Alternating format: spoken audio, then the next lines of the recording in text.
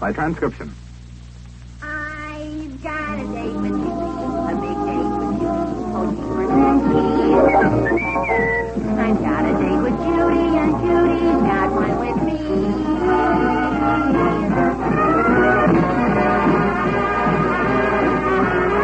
The American Broadcasting Company presents A Date with Judy, starring Louise Erickson as Judy and John Brown as fathers.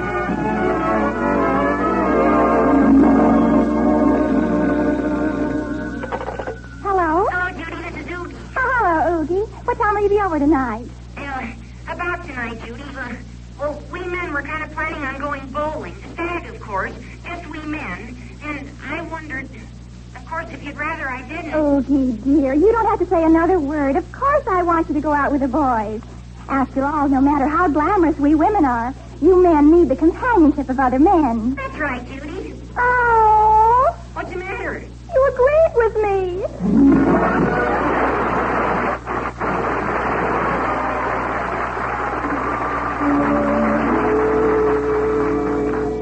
Well, it's a very quiet evening at the Foster house. Judy's parents and her kid brother Randolph are sitting in the den, peaceful, happy, and contented.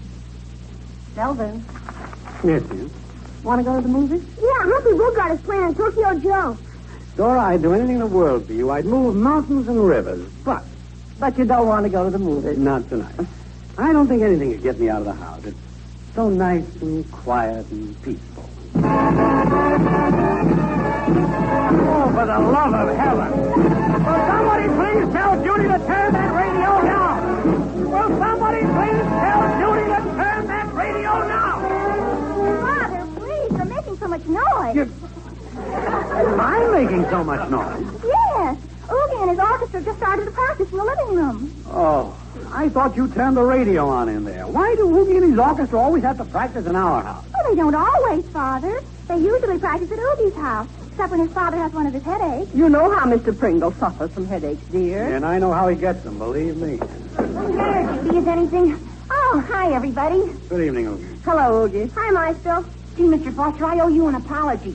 Well, I'm glad. I didn't but know at you were home, or I would have invited you in the other room so you could have heard us better.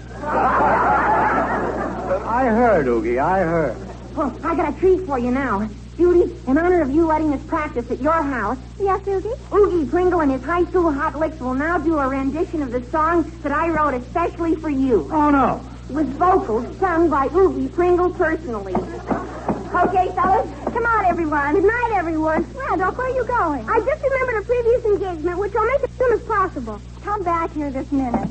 All right, Oogie, we're all here. Okay, Judy. Oh, Stinky. Hello, Jojo. Okay, here we go, fellas. A 1, a 2. I'm not a wolf, I never flip, I do not twerk. I'm not the least stinky.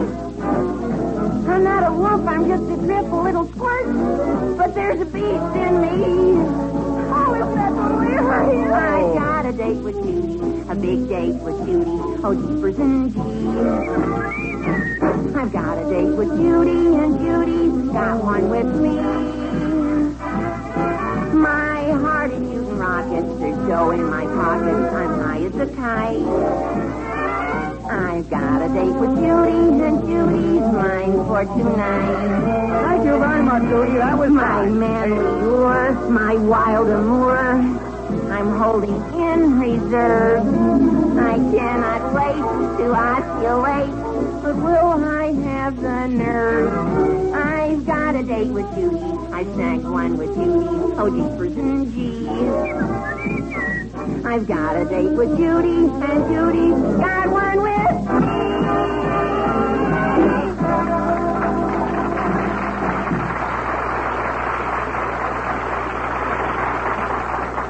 Well, Judy, that was wonderful, Oogie. Utterly wonderful. Mr. Foster, how did you like it? Utterly. Thanks. Then I'll do the second chorus for you. The second chorus? Yeah. Okay, fellas. Dora. Yes, dear. Let's go to the movies.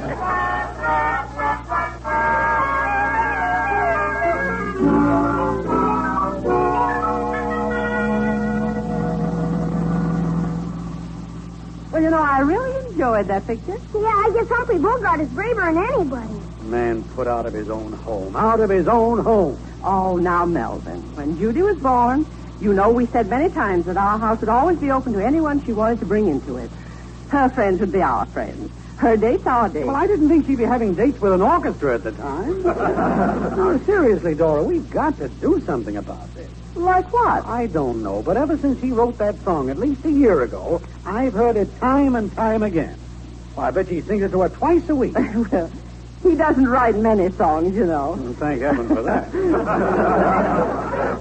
Well, you can't blame him for wanting to serenade her a little. Oh. Remember, you wrote me a song once. Yes, I did, didn't I? And you and your fraternity quartet used to come around underneath the dormitory window and sing it to me at least once a week. Yeah, that was the song, Dora. Yes, it was. You certainly can't compare that with I've Got a Date with Judy.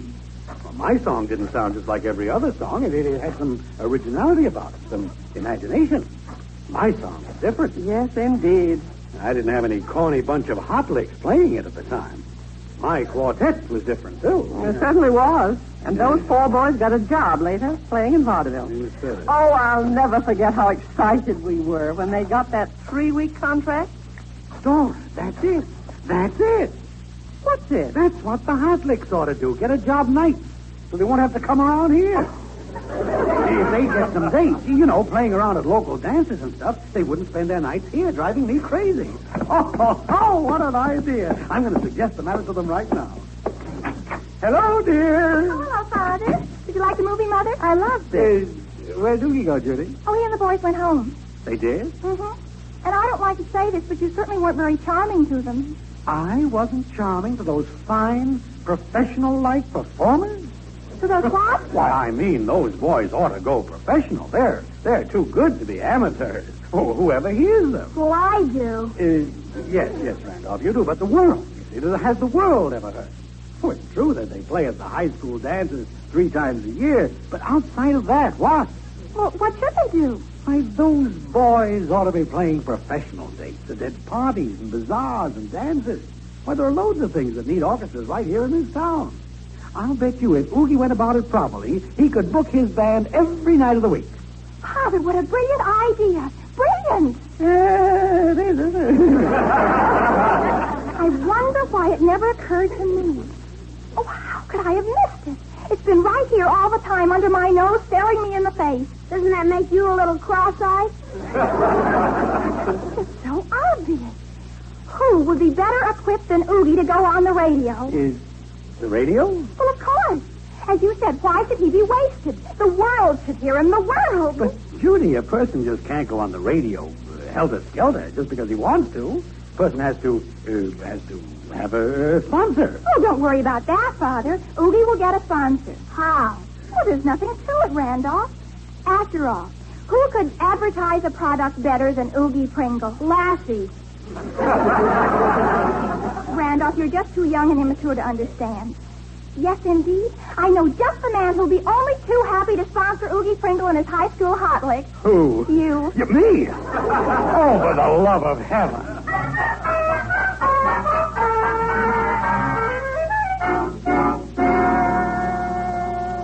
No. But, Oogie, do you want to waste your genius forever? Oh, no, but Oogie, look ahead. You'll start at the radio here, on the local radio station. Then, after a few months, you'll be getting offers from Cleveland or Cincinnati. And then, who knows, maybe New York, Paris. You lead a fascinating, sophisticated existence. The friend of great opera singers, of famous composers, of song pluggers. Which would you rather be? A little frog in a big puddle? Or a big puddle and a little frog? Oh, Oogie. Why, it'll be the making of you. You'll be famous. I don't want to be famous, Judy. It might come between us. Come between us? Well, sure. If I get as successful and fascinating as you say, why, I'm liable to turn women's heads. You wouldn't want that, would you? I can face the future unabashed, Oogie. Why cannot you? Because I'm very fond of the present. I am willing to risk losing you. I am willing to make that sacrifice for the sake of your fame. But, Judy, even if I say I'm willing to go on the radio, I couldn't without a sponsor. I know, and I tried to get you one. So far, unsuccessfully. But I'll succeed ere long. You'll actually get somebody to pay me for playing? Of course. Oh, by the way, how much would you want for you and the boys? I don't know. Remember, don't make yourself too cheap. One should always hold one's talents dear. Oh, it's true, isn't it? How much would you want, Oogie dear? Yeah, how about $5 a week? Very well. Now that the financial figure has been decided upon, I will now go out and get you a sponsor. And no matter what doors of big important men I shall have to break down, never fear, I will get you one.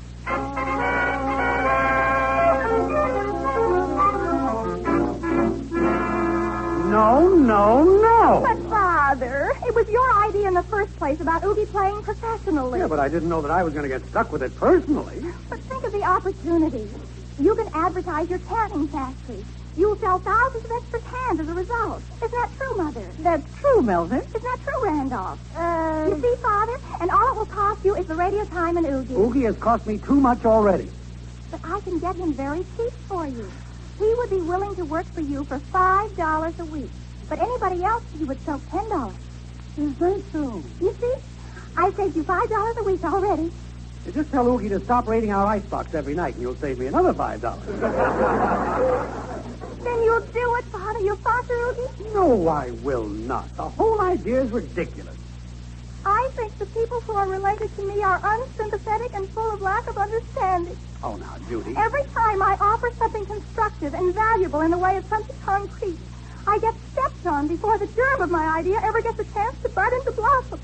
Judy, I'd like to go along with you on this sponsorship, but Oogie Pringle? Now, if you could offer Father Hetty Lamar for $5 a week. All right. Run down Oogie all you want. But I will show you. And someday when he's famous and big sponsors all over the world are bidding for his services, then you'll come to me, Father, on your bended knees. Creaking. It's all right. I'll struggle on alone somehow until I get Oogie to the top. But when he is there, I just want you to remember one thing. What's that? Don't try to bask in his glory. All right, dear, I won't. Don't say, yes, sir, I knew him when. Yes, sir, I helped that lad get where he is. Don't ever say that, Father. Promise. I promise.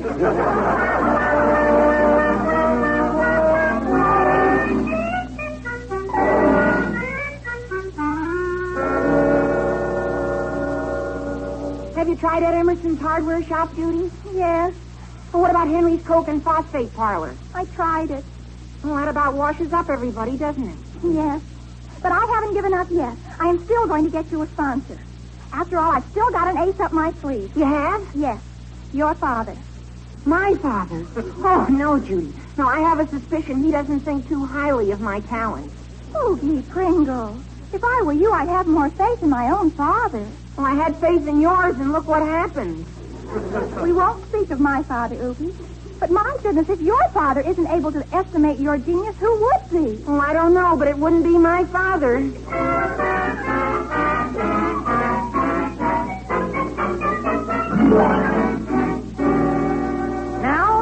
No. But Mr. Pringle, It's a very flattering offer, Judy, but no. you just don't know what you're turning down. Yes, I do, Judy. I know it only too well. Well, Mr. Pringle, I'm very sorry you feel this way. You're making a big mistake not sponsoring Oogie, but I'm going to make him a success in spite of you. Well, I can't help but admire your spirit, Judy. It's all right, Mr. Pringle. Don't be unhappy. I'll manage without you. Judy, I was just wondering, if the hot licks are on the radio, I wouldn't have to turn it on, would I? Turn what on? The radio. Well, no, if you didn't want to. And if Oogie and the boys had a job on the radio, maybe the local station would let them do their practicing there instead of here at my house? Why, I guess it would. You know, it might be worth $5 at that. Oh, Mr. Pringle, I knew you'd come through. I knew it. I knew if anybody would be able to see Oogie's genius and talent, you would. Yeah.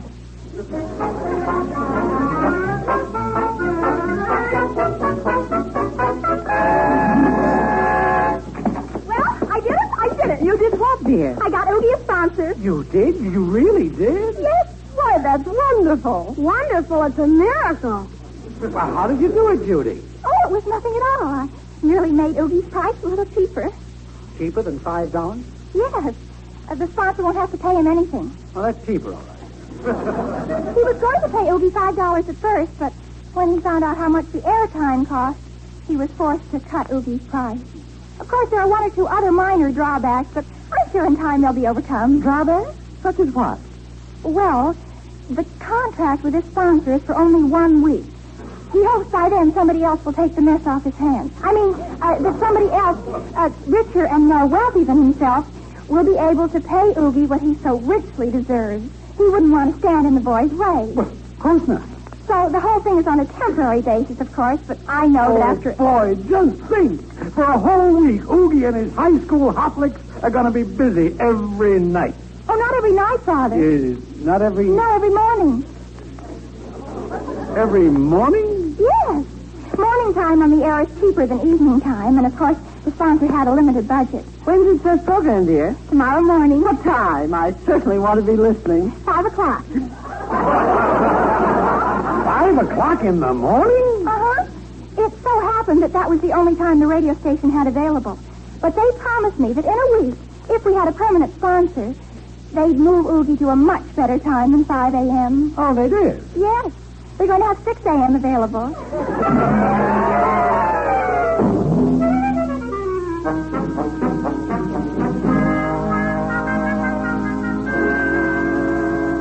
Wake up, Randolph. Wake up.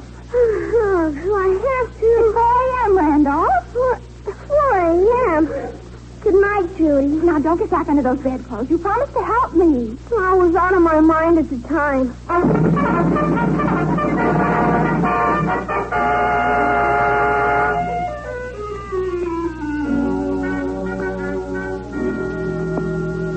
Now, Oogie, this is the 4th time I phoned you, and you simply got to get out of bed and stay out of bed this time. This is not Oogie. And I know it's the 4th time you phoned me because I heard it ring every darn time. And I'm not only going to stay out of bed, but I'm going to come over to your house and complain to your parents, Judy Foster. Oh, Mr. Pringle, it's you. Yes, Mr. Pringle, it's me. I didn't mean to wake you up, Mr. Pringle. Oh, you didn't, did you? No, it's in the contract. You don't have to listen to the program. Judy, do you realize you've awakened my entire household, including my wife? And you know how my wife is in her waking moments. Do you realize? I'm sorry, but it's 4:30, and Oogie's got to be at the radio station in time. Please, Mr. Pringle, is he dressed yet? Yes, he's dressed and in the kitchen eating breakfast in his sleep. Well, tell him to hurry. And, Mr. Pringle, promise me you'll go right back to sleep. I wouldn't want to break your contract for anything. Back to sleep. Now, she tells me. I'm so wide awake after 4 phone calls I can scream. Not only that, but I think I will.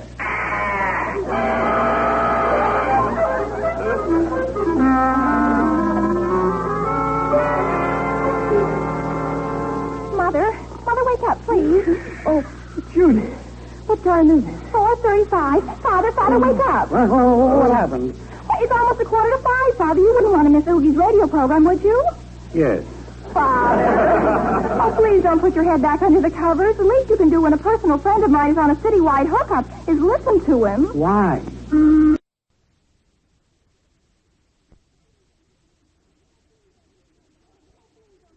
Oh, please don't put your head back under the covers. The least you can do when a personal friend of mine is on a citywide hookup is listen to him. Why? Oh, it's hard for me. I'm going down to the radio station with him. Father, it's your responsibility to keep Father awake during the program. I've got to run. All right, dear. Good night, Dora. I'm going back to sleep. Now, Melvin, wake up. This was your idea about Oogie going professional, and you're going to suffer through it just like anybody else.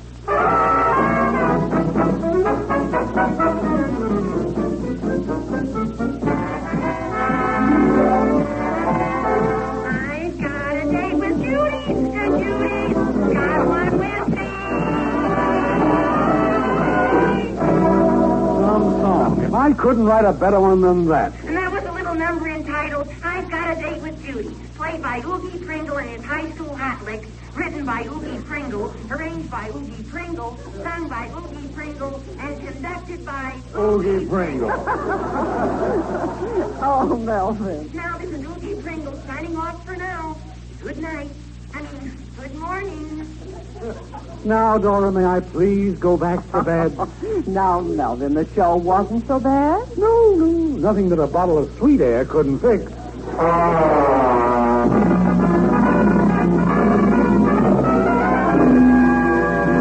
Well, did you hear it? Did you hear it? Yes, we heard it. What did you think of it? I thought it was marvelous. Sensational. Father? Ooh.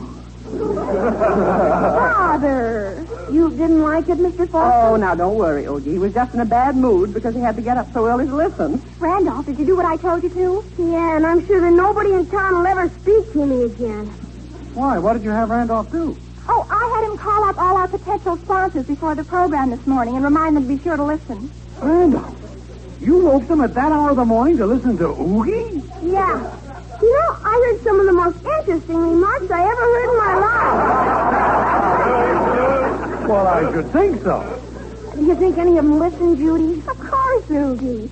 Why, every businessman in town will be clamoring for you. Yeah? Just you wait. Pretty soon that phone will start ringing.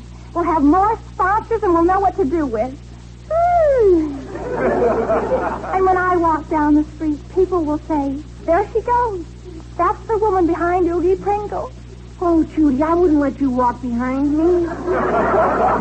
Oogie, I mean that people will realize that it was I who pushed you forward. Oh, you'll be rich, fabulously rich. Oh, boy. Oh, now, look, kids. I don't want to be a wet blanket, but I don't want you both to have your hearts broken either. What do you mean, Father? Well, I think you're wrong to build Oogie's hopes up like this.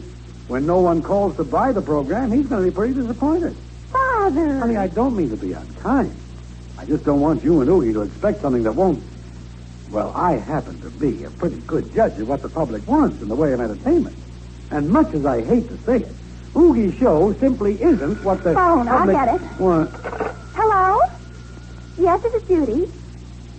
What? Really? Really? Really? Oh, that's wonderful. Goodbye. Who was that, Judy? That was Mr. Emerson. He wants to sponsor your program for his hardware store. Oh, boy. Well, that's wonderful. Well, Father? Ed Emerson, huh? Well, he was never very bright. Oh, I'll get it. Hello? Yes, this is Judy Foster, manager of Oogie Pringle and his high school hot licks. Oh, yes. I'll be enchanted to discuss it with you. Yes, this afternoon at 3. Thank you. Goodbye. Who was that, Judy? That was Mr. Sam Briskin. He wants to sponsor you for his moving picture cameras. Well, I'll be.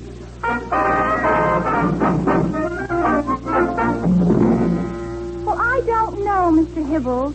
You see, we've had so many offers, Very well. I'll be enchanted to discuss it with you. Yes, this afternoon at 4. Thank you. Goodbye. Who was that, Judy? That was Mr. Hibbles. He wants to sponsor Oogie for his plumbing store. He says he's willing to plunge.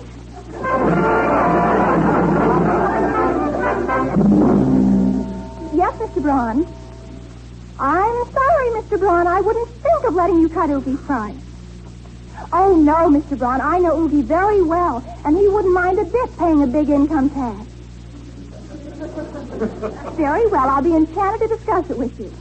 Yes, this afternoon at 5. Thank you. Goodbye. Who was that, Judy? That was Mr. Braun from the Morris Meat and Vegetable Market. He wanted to give Oogie rutabagas instead of money. Rutabagas, huh? Yes, But I don't like rutabagas. that's what I told him. Oogie, isn't this the most exciting day of your life? Yeah, boy, do I feel snazzy. Well, come on. We've got a very busy afternoon ahead of us, transacting these business deals. And, Oogie, when I'm transacting, please don't speak. Just sit there looking aloof and talented. All right, Judy. Well, goodbye, everybody. Goodbye, dear. Good luck. Have a good time transacting. We will, Randolph. Goodbye, Father. Wait a minute, Judy. Yes, Father? Could I speak to you privately? Of course, Father.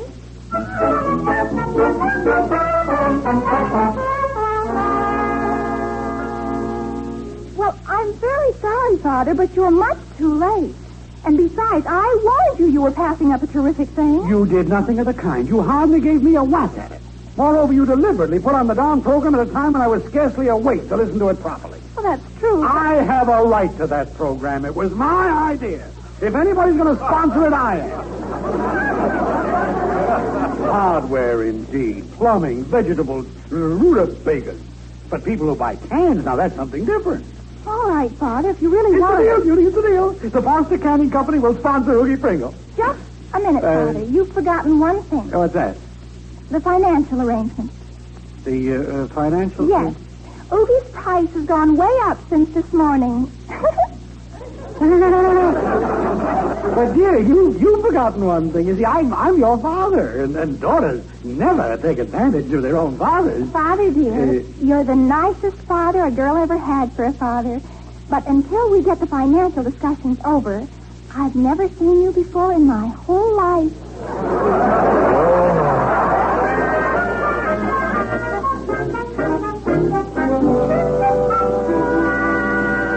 Wake up, Dora, wake up. Oh, all right. We haven't very much time. Come on, Randolph, wake up, wake up. All right, Come on, the program will start in just a few minutes.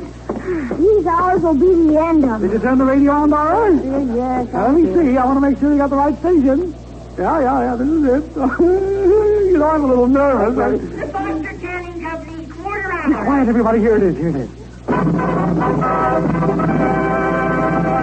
Sponsored by the Foster Canning Company, Melvin Foster, President. Foster Canning Company. Buy your pen from us. Can.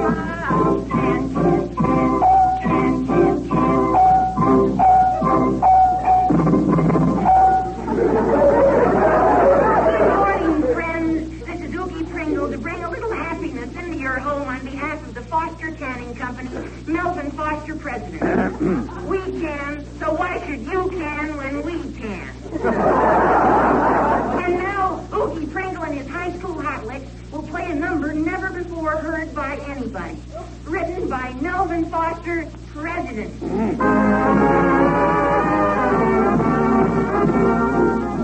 Melvin, your soul. That was one thing I insisted on, Dora. I absolutely refused to let Oogie do I've Got a Date with Judy. Now, my song has some originality about it, some imagination. Listen, Dora.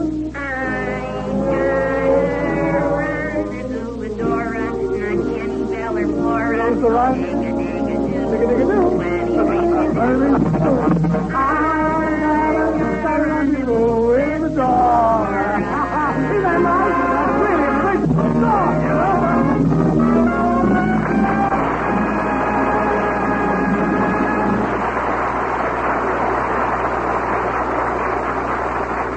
Ladies and gentlemen, my daughter Judy will be back in just a moment. But I thought you might be interested to know what Mrs. Foster and myself have taught our children about religion.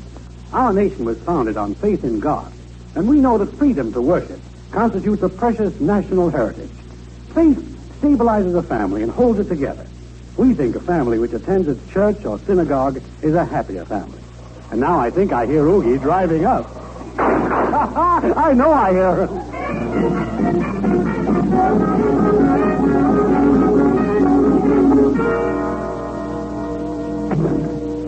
Oh, Oogie, I'm sorry the door fell off. Oh, that's all right, Judy. What are cars to me? Pretty soon I'll be able to have one for every day in the week. Oh, yes, Oogie. And maybe two on Sundays. That's right, darling. And I've got you to thank for it. Oh, Oogie. If you hadn't made that wonderful deal with your father, where would I be? Just where would I be? Well, even though he is my own father and related closely, I tried to make a good financial arrangement for you. And you did.